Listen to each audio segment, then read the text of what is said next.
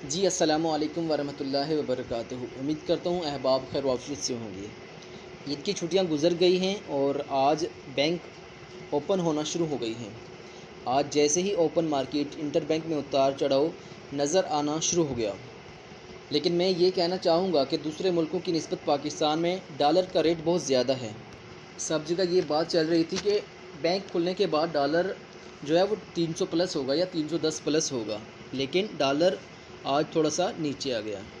Dollar जो है 300 plus से भी नीचे आ सकता है और 290 से भी नीचे आ सकता है। जैसे जैसे पाकिस्तान के हालात अच्छे होंगे डॉलर भी नीचे आना शुरू हो जाएगा। पाकिस्तान के हालात इस वक्त साजगार नहीं। पाकिस्तान की करेंसी देखें कितनी डी वैल्यू है इस टाइम, तो इसी वजह से ये तो नहीं हो सकता कि इसको और गिराना हो। डॉलर 300 हो या 310, आना इसने नीचे है।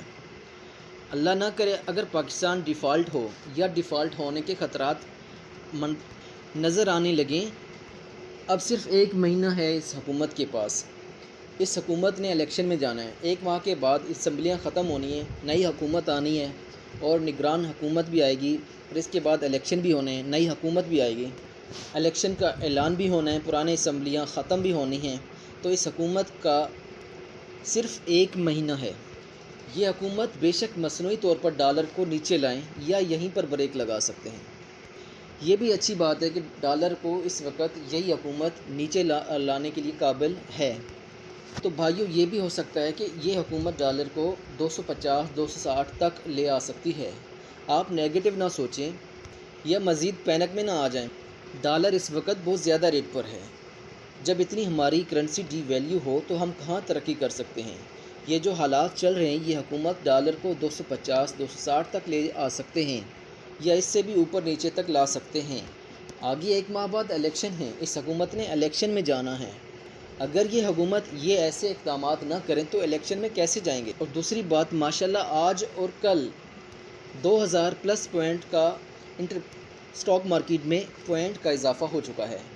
कल भी 2000 पॉइंट प्लस के साथ इजाफ़ा हुआ था, आज भी 600-650 प्लस के साथ जारी है। तो हम तो ये कहेंगे कि डॉलर को नीचे ज़रूर लाएंगे। जब डॉलर नीचे आएगा तो गोल्ड भी नीचे आएगा।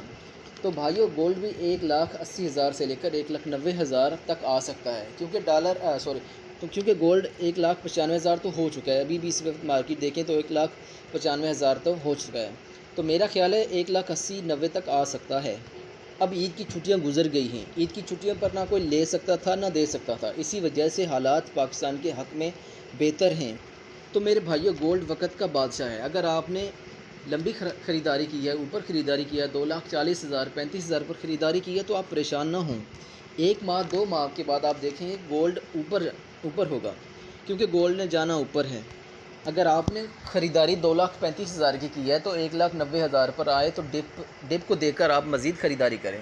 परेशानी होना छोड़ दें, क्योंकि गोल्ड 1,80,000 90,000 इलेक्शन होने के बाद 2,30,35 प्लस होगा। आपने फिर मज़ीद ले लेना, क्योंकि इसके बाद नई हुकूमत आएगी तो उनके पास भी कोई प्लान नहीं है।